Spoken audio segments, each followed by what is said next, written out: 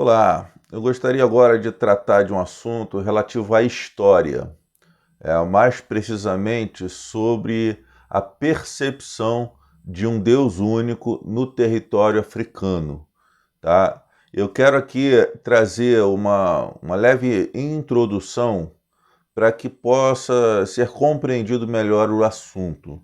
Eu quero falar sobre Akenaton. Akenaton foi supostamente, né, contemporâneo da época de Moisés. Eu particularmente acredito nisso. Akenaton reinou no Egito durante a 18ª dinastia, por volta do século XIV a.C., enquanto Moisés é tradicionalmente considerado uma figura bíblica que viveu no Egito durante o mesmo período ou, de repente, um pouco depois. Eu, particularmente, como eu disse, acredito que foi nesse mesmo período. A conexão que a gente tem aí entre Akenaton e Moisés é um objeto de especulação e debate entre os estudiosos. Ainda não se chega a um consenso pleno. É, Alguns sugerem que Akenaton poderia ser uma inspiração para a figura de Moisés, especialmente considerando aí a sua tentativa de introduzir o monoteísmo, ao abolir o culto aos deuses, tradicionalmente em favor de Aton, o disco solar, né?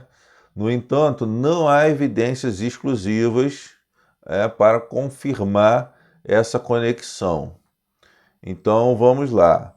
Apesar disso, né, entre as reformas religiosas de Akenaton e os ensinamentos monoteístas, né, atribuídos a Moisés, esse é um tema que certamente é fascinante, que tem sido explorado por historiadores, arqueólogos e teólogos ao longo dos anos. A crença em um Deus único na África tem raízes antigas, bem antigas, que remontam várias culturas e tradições. Uma das referências mais importantes é o conceito de Deus Supremo, ou Deus Criador. Em várias religiões africanas, vou falar aqui algumas palavras que eu não sei se vai sair certo, né? Várias religiões africanas, como o Oludumare, dos Iorubás, o Nigai, dos Kikuyus, o Mulungu, dos Bantus e o Niame, dos Akan, né?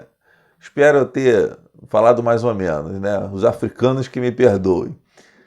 Essas culturas africanas, elas acreditam em um Deus que era o criador de todas as coisas, o governante supremo do universo e o provedor da vida.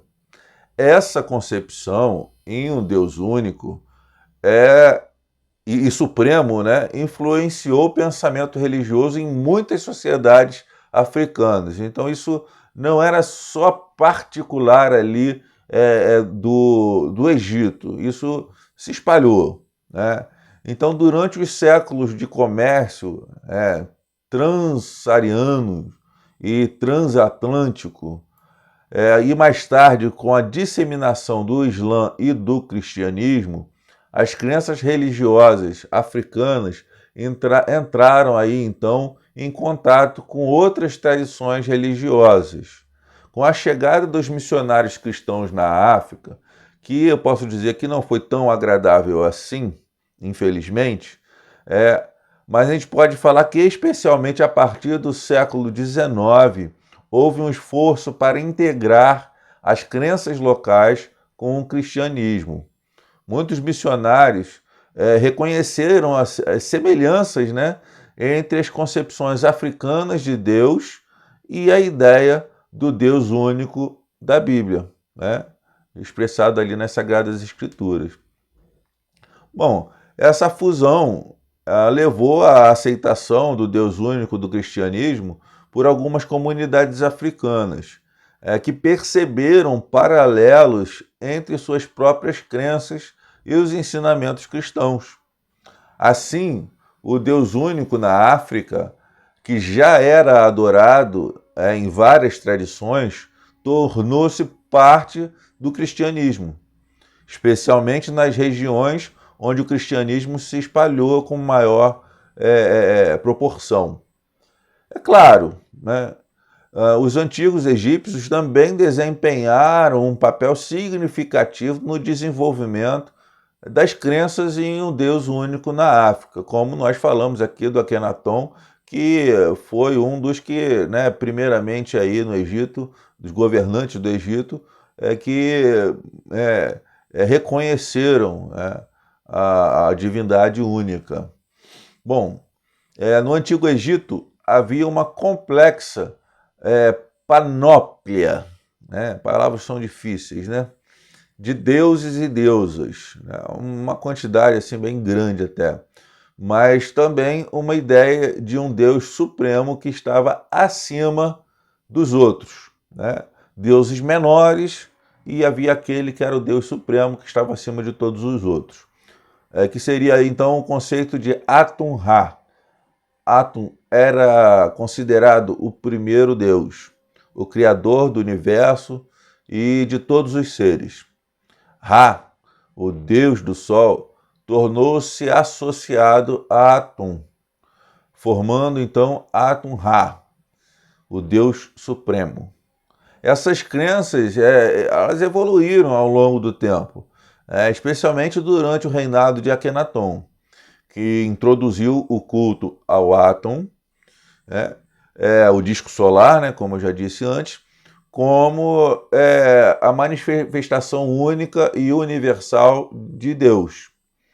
Akenaton promoveu a ideia de um Deus único, o Atum até então, né, como a fonte de toda a vida e criação, abolindo então o culto a outros deuses. Embora o reinado de Akenaton tenha sido breve, curto, né, em comparado aos outros, seu impacto na história religiosa egípcia e na evolução das crenças em um Deus único na África foi certamente significativo. Sua tentativa de estabelecer ali, então, o monoteísmo deixou uma marca duradoura, influenciando posteriormente as religiões monoteístas, incluindo o judaísmo, o cristianismo e o islamismo. Assim, os egípcios contribuíram para uma ideia, né, para a ideia de um Deus único na África, através de suas crenças em Atum-Ra e Atum, que influenciaram as concepções posteriores de um Deus supremo em outras culturas africanas e além. A questão da cor, né? Vamos falar sobre a questão da cor da pele, que é polêmico demais da conta, né? A questão da cor dos antigos egípcios é um tema muito debatido entre historiadores e arqueólogos. A ideia de que os antigos egípcios eram de pele escura tem sido sugerida como base em diversas evidências. Vamos lá a algumas evidências, né? A primeira aí a gente pode falar sobre as representações artísticas. Muitas representações artísticas, como pinturas, murais em relevos, mostram os antigos egípcios com uma variedade de tons de pele, desde os mais claros até os mais escuros. Então, algumas representações de faraós e nobres, por exemplo, mostram tons de pele mais escuros, enquanto trabalhadores rurais podem ser retratados aí com tons mais claros. Isso aí é um ponto, né? Através das figuras artísticas achadas aí em vários locais. As descrições, né, clássicas. Alguns relatos de viajantes e historiadores da antiguidade, como Heródoto, por exemplo, descreveram os egípcios como tendo pele escura. No entanto, é importante considerar a subjetividade dessas descrições e o contexto histórico em que foram escritas. Um terceiro ponto aí a gente pode falar que é uma parte bem mais concisa, né? As evidências genéticas. Estudos recentes de DNA de múmias egípcias indicam uma diversidade genética na população do Antigo Egito, incluindo traços africanos, subsaarianos. Isso sugere uma mistura de diferentes grupos étnicos e uma variedade de tons de pele na população egípcia antiga. Então, através dessas pesquisas, né, recentes de DNA, pôde-se constatar que havia realmente uma variedade aí, de etnias. Então, não tinha só branco, né, assim como também não tinha só preto, havia ali tons, né, de todo tipo. No entanto, é importante notar que a cor da pele dos antigos egípcios provavelmente variava de acordo com diversos fatores, como localização geográfica, status socioeconômicos e interações com outros povos. Portanto, enquanto alguns antigos egípcios podem ter tido pele escura, outros podem ter tido tons mais claros. Vamos lá, em resumo, embora não haja consenso absoluto sobre a cor da pele dos antigos egípcios, as evidências sugerem que havia uma diversidade de tons de pele na população, com alguns egípcios sendo provavelmente de pele escura. Este é um aspecto importante da rica história e cultura do Antigo Egito. Então, nós ficamos aí com a conclusão de que haviam, provavelmente, quase que certamente, um grupo de egípcios com pele escura e um grupo de egípcios com cor de pele um pouco mais clara, né?